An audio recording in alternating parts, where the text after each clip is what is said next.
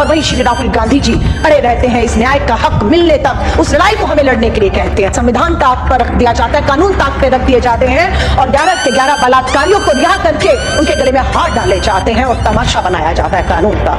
हम भारत के लोग, हम हिंदू, हम मुस्लिम, हम सिख, हम ईसाई, हम बौद्ध, हम जैन नहीं कहता हमारा संविधान। हमारा संविधान हमारे राज्य से हमारी पहचान नहीं बनाता, हम भारतीय कहता है हमारा संविधान। जैसे ही प्रियंका जी ने भारतीय शब्द का इस्तेमाल किया, दूसरी तरफ से भाजपा के सांसदों ने हिंदू हिंदू हिंदू चिल्लाना शुरू कर दिया। वो कहते हैं हमारा धर्म खतरे में है, जो कहते हैं हमारा धर्म खतरे में है, उनकी विचारधारा और उनकी राजनीति खतरे में है, वो उसे बचाने के लिए लड़ रहे हैं। सलाम करती हूं काले कोट में आए सारे वकीलों को, सलाम करते हैं उच्चतम न्यायालय को, उन जजों को जिन्होंने झुकना नहीं स्वीकारा और फैसले को पलटते हुए वापिस बिल्किस बानो के 11 बलात्कारियों को जो है अंदर ठूसने का काम किया।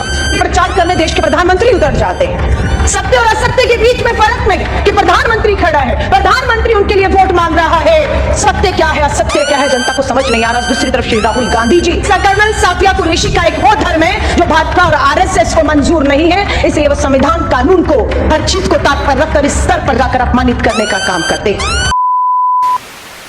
वो कहते हैं हमारा धर्म खतरे में है, जो कहते हैं हमारा धर्म खतरे में है, उनकी विचारधारा और उनकी राजनीति खतरे में है, वो उसे बचाने के लिए लड़ रहे हैं। और अगर हम कहते हैं हमारा संविधान खतरे में है, तो हमारा यह मानना होता है कि उस संविधान में मिले 140 करोड़ लोगों के हक और अधिकार, समानता खतरे में आती है।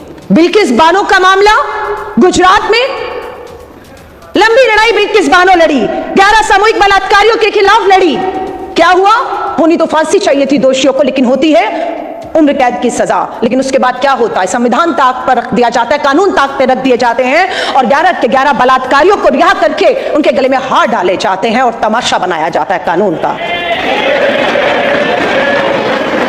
लेकिन सलाम करती हूं काले कोट में आए सारे वकीलों को, सलाम करते हैं उच्चतम न्यायालय को, उन जजों को जिन्होंने झुकना नहीं स्वीकारा और फैसले को पलटते हुए वापिस बिल्किस बानो के 11 बलात्कारियों को जो है अंदर ठूसने का काम किया।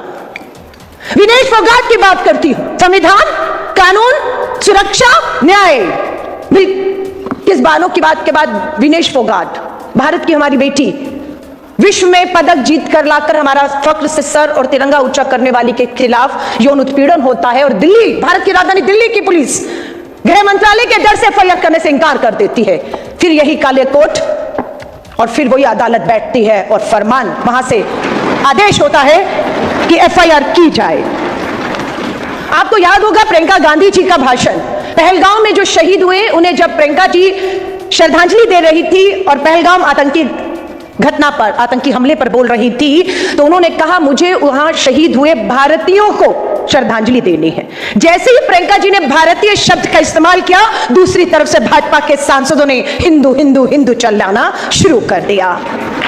ये धर्म और संविधान की बात हो रही है। प्रमोद तिवारी जी ने अभी पढ़ा, हम भारत के नागरिक, हम भारत के लोग, हम हिंदू, हम मुस्लिम, हम सिख, हम ईसाई, हम बौद्ध, हम जैन नहीं कहता हमारा संविधान। हमारा संविधान हमारे राज्य से हमारी पहचान नहीं बनाता, हम भारतीय कहता है हमारा संविधान। और वो संविधान आज इस कमरे में बैठे हुए हम सब महसूस करते हैं वो खतरे में है। मैं एक वीडियो भी आपको दिखा रही हूं कि कहां ताकत सत्ता की और कहां कानून और संविधान आमने सामने खड़ा होता है और वहां हमारा नेता चीख कर कहता है। मामला है कर्नाटका के सांसद प्रज्वल रेवन्ना, जो हासन से मास रेपिस्ट, लेकिन उसके लिए प्रचार करने देश के प्रधानमंत्री उतर जाते हैं।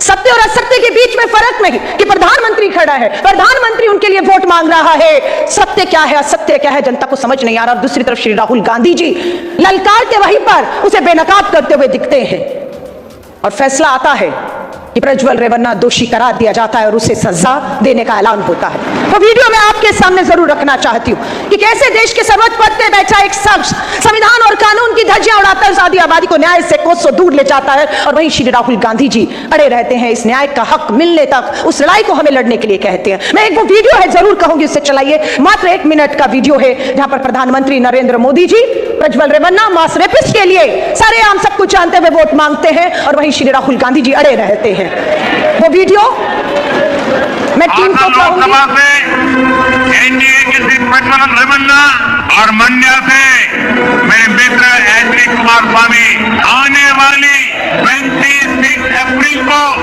इनके लिए को मजबूती देगा। प्रज्वल रवन्ना 400 महिलाओं का रेप करता है, वीडियो बनाता है। ये सेक्स स्कैंडल नहीं है, इसको मैस रेप कहा जाता है।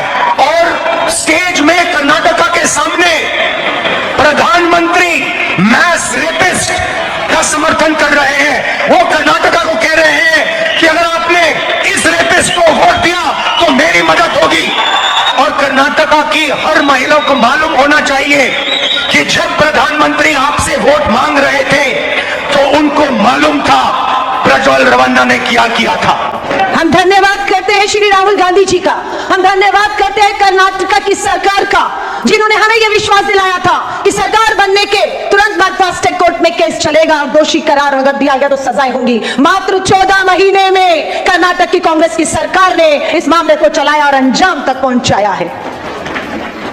आज धर्म और संविधान की बात कर रहे हैं। कर्नल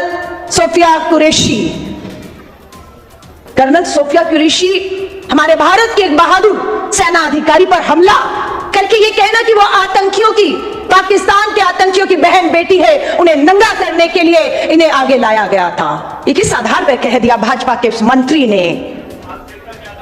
सिर्फ ये कि कर्नल सोफिया कुरैशी का एक वो धर्म है जो भाजपा और आरएसएस को मंजूर नहीं है, इसलिए वो संविधान कानून को, हर चीज को ताक पर रखकर इस स्तर पर जाकर अपमानित करने का काम करते हैं।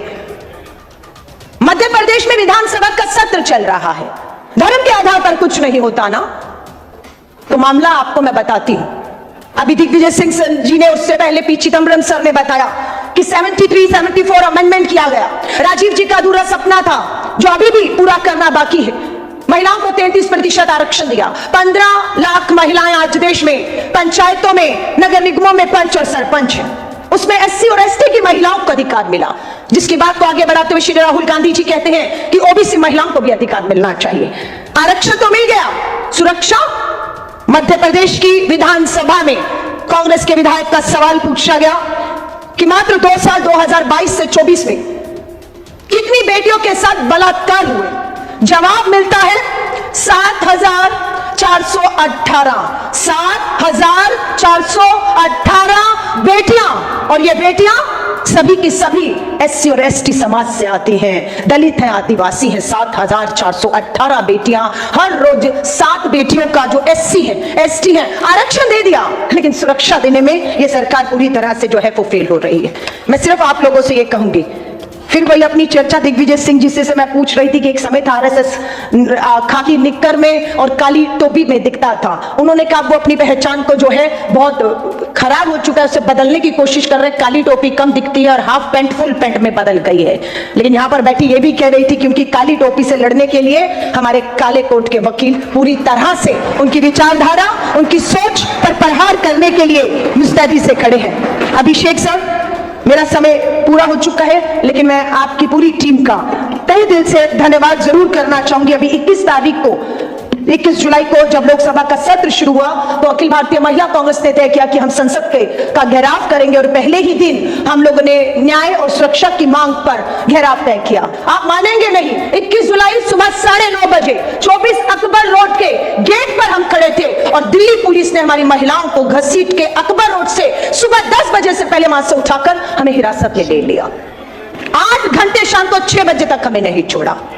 दूसरे दिन हमें लिखवाया गया कि आप घर से नहीं निकलेंगी, लिख कर दीजिए। हमारे संवैधानिक, हमारे कानूनी, हमारे अधिकारों को छीना गया और हमें घर पे 2 दिन तक बंदी दिल्ली पुलिस ने बनाए रखा। लेकिन धन्यवाद करती हूँ सर मोहम्मद अली खान जी का और आपकी पूरी टीम का, लगातार हमारे संपर्क में रही और जितने भी एफआईआर मामले बनाए कोर्ट में टिक नहीं पाए, आपकी वकीलों की टीम ने, आपकी फौज ने उस लड़ाइयों को जीता है। उसके लिए व्यक्तिगत तौर से भी मैं अखिल भारतीय महिला कांग्रेस की तरफ से यहाँ पर देश के कोने कोने से उपस्थित हुए हमारे न्याय योद्धाओं को जो है सलाम करती हूँ। जय हिंद, जय भारत।